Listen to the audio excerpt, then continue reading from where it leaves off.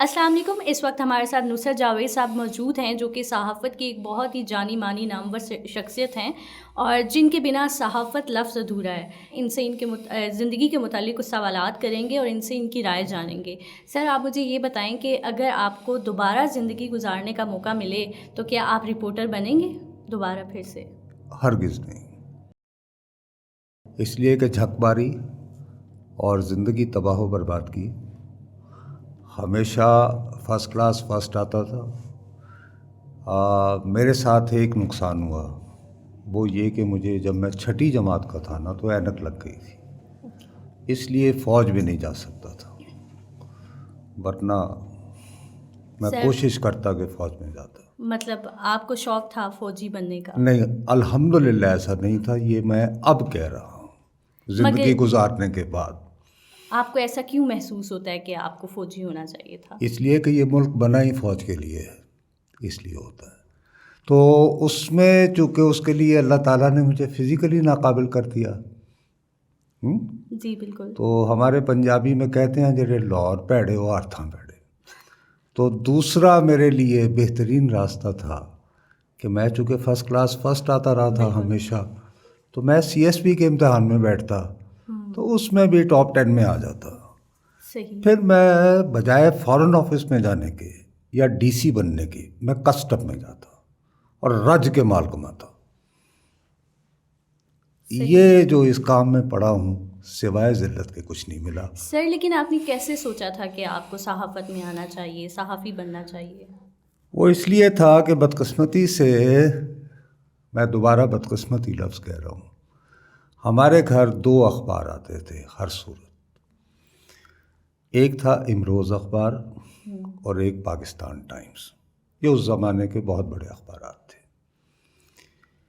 میرے دادا جو ہیں ان کو سیاست کا شغف تھا. وہ سیاستدان نہیں تھے لیکن وہ سیاسی معاملات میں بہت دلچسپی رکھتے تھے.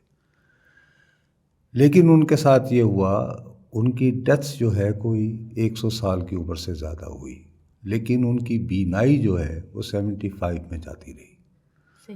تو میرے اسکول جانے سے پہلے وہ مجھے کہتے تھے کہ یہ مجھے تم سرخیاں پڑھ کے دے دو. تو میں ہیڈ لائنز پڑھتا تھا. جیسے ہی میں واپس آتا تھا دوپہر کا کھانا کھاتے تھے تو پھر وہ کھانے کے بعد نیند کمپلسری ہوتی تھی کہ یہ ضرور آرام کرو. تو شام میں وہ جب پھر سپہر عصر کے بعد نماز پڑھ کے وہ کہتے تھے اب لاؤ اخبار. تو مجھے سارا کالمز اور ایڈیٹوریلز یہ وہ پڑھنے تھے. اس کا مجھے یہ فائدہ ہوتا تھا کہ میں تلفظ یعنی کہ وہ میرا درست ہو جاتا تھا. تو اس میں ایسے مجھے لگا کہ یار یہ تو کوئی بڑی اچھی چیز ہے کہ میرا دادا جو ہے اتنا ریلیجیسلی موصوف مجھ سے سنتے ہیں، تو شاید یہ کوئی اچھی چیز ہوگی تو مجھے بھی ہونا چاہیے. تو یہ میری بدقسمتی ہوئی، اس وجہ سے میں اس طرف راغب ہوا. بالکل. سر، جیسے آپ نے بولا کہ آپ کے دادا کی وجہ سے جو ہے نا آپ کا انٹرسٹ ڈیولپ ہوا تھا، تو جب اس وقت دادا کی وجہ سے نہیں، ان کی بینائی رہنے کی وجہ سے. اگر وہ خود پڑھ رہے ہوتے تو شاید میں اس بدقسمتی سے نہ گزرتا. صحیح. لیکن جب اس وقت جب آپ چھوٹے تھے اور آپ وہ سرخیاں پڑھتے تھے تو کیا آپ کا انٹرسٹ اس وقت ہی ڈیولپ ہو گیا تھا یا آپ کو ٹائم لگا تھا اس وقت؟ وقت لگا رہا. ظاہر ہے کہ آپ بھائی وہ یہ چونکہ کافی عرصہ زندہ رہے نا تو میں یہ تقریباً میٹرک تک یہ کرتا رہا. اس کے علاوہ یہ ہوتا تھا کہ ہم اندرون شہر کے ہیں لاہور کے، تو موچی دروازہ ہوتا تھا تو وہاں جلسے ہوا کرتے تھے. تو اس زمانے میں جلسے اتنے پھوں پھاں والے نہیں ہوتے تھے جیسے آج کل ہوتے ہیں، جس میں ڈی جی بھی ہوتا ہے اور ڈی جے بھی ہوتا ہے اور فلاں فلاں فلاں. تو وہ ایک سٹیج ہوتا تھا، اس پہ کچھ کرسیاں لگی ہوتی تھیں جس پہ لیڈر ٹائپ بیٹھے ہوتے تھے اور باقی لوگ یعنی کرسیاں بھی نہیں لگتی تھیں ان دنوں جلسے میں، بس وہ کچھ دریاں بچھی ہوتی تھیں اور باقی لوگ کھڑے ہو کر سنا کرتے تھے. لیکن سٹیج کے بائیں طرف ایک بہت بڑی میز ہوتی تھی، اس پہ سفید جو ہے وہ یعنی کپڑا بچھا ہوتا تھا، تو اس کے ارد گرد 8 10 15 لوگ بیٹھے ہوتے تھے اور ان کے بڑے ناز نخرے اٹھا رہے ہوتے تھے جلسے کے منتظمین.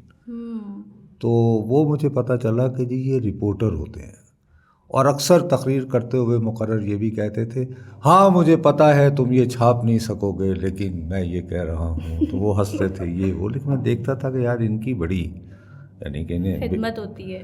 تو اس سے مجھے یہ ہوا کہ یار ایک تو اخبار مزے کی چیز ہے، دوسرا اخبار کے لیے لکھنے والوں کا یار اتنا وہ یعنی لوگ ناز نخرے اٹھاتے ہیں تو وہ اور بگڑ گیا معاملہ. تو سر اس وقت تو بڑے ناز نخرے اٹھائے جاتے تھے، مگر اب جو دور ہے اس وقت جو ہے رپورٹر کو کچھ خاص سمجھا نہیں جاتا. نہیں آج کل تو انہیں بڑے یعنی پیسے ویسے دیے جاتے ہیں اچھے. نہیں سر کہاں دیے جاتے ہیں، رپورٹر کی تو کوئی سبحان ویلیو ہی اللہ. نہیں ہے. اب تو لوگوں کے پاس جو ہے وہ تو بڑے شوق سے صحافی بتاتے ہیں کہ یہ میرا اتنا بڑا فارم ہاؤس ہے. کیا بات کر رہی ہیں یہ کون سے یہ کون سی باتیں کر رہی ہیں آپ؟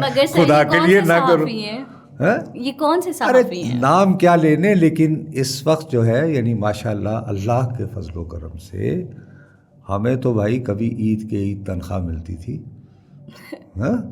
لیکن آج کل تنخواہ ملے نہ ملے ریاست اکثر مہربان ہو جاتی ہے. ہاں وہ لوگ یعنی مشکل میں رہتے ہیں جو ذرا تھوڑی سی حق گوئی وغیرہ کرنا چاہتے ہیں. سر ریاست بھی تو کچھ چند ایک مخصوص جو صحافی یا رپورٹرز ہوتے ہیں انہی پہ تھوڑا وہ ہوتے ہیں کہ جی تو وہ لوگ اچھا کرتے ہیں جو اپنے فارم ہاؤس بناتے ہیں اور صحافت نہیں کرتے.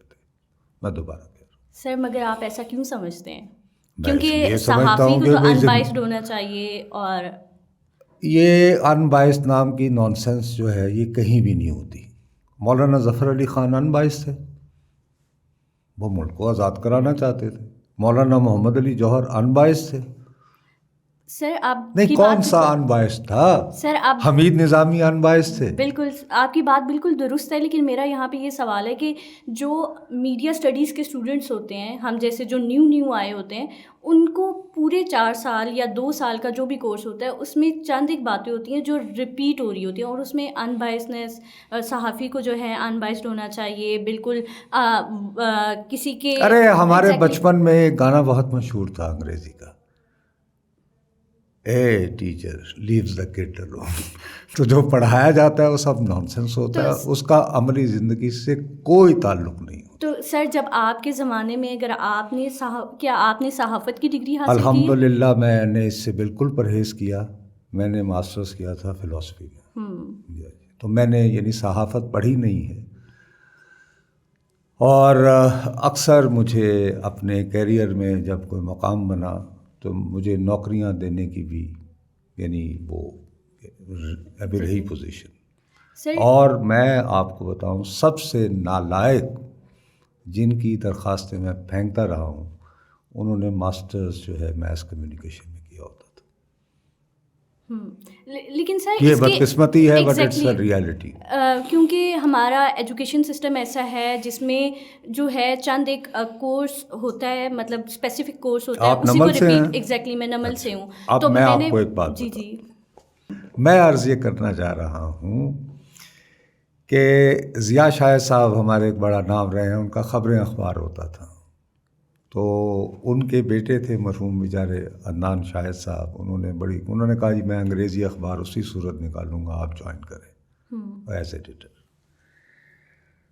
تو میں نے کہا یار ایسا کریں کہ یہ پاس ہی نمل ہے. تو میں نے وہاں پہ اشتہار لگوایا باقاعدہ، اور میں نے یہ کہا کہ جو بچہ بھی، ورنہ دیکھیں آپ کو پڑھنے کے بعد کہیں انٹرنشپ کرنا پڑتی ہے نا. میں نے کہا یہاں آ جائے. تو ان کو باقاعدہ لیٹر دیا تھا کہ ان کو میں ہر مہینے 5,000 روپے دلواؤں گا. صحیح ٹھیک.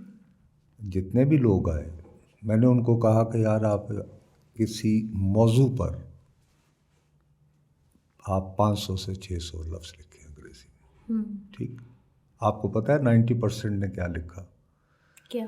کہ انڈین فلمیں ہمارا معاشرہ کیسے خراب کر رہی ہیں. وجہ یہ تھی کہ اس ڈپارٹمنٹ کے ہیڈ تھے جناب سولت صاحب، جو آپ کو پتہ ہے کہاں سے آئے تھے، جو میں بننا چاہتا تھا. ٹھیک ہے نا. تو ہمیں بس یہی پتہ ہے. سر اگر آپ وہاں سے آئے ہوتے تو کیا پتا آپ بھی وہاں پہ. ہاں انشاءاللہ میں بھی ایسی حماقت پھیلا رہا ہوتا. یقیناً مجھے کوئی اعتبار نہیں. ٹھیک. صحیح. اور ملتے ہیں ایک اگلے پوڈ کاسٹ میں، تب تک کے لیے اللہ حافظ.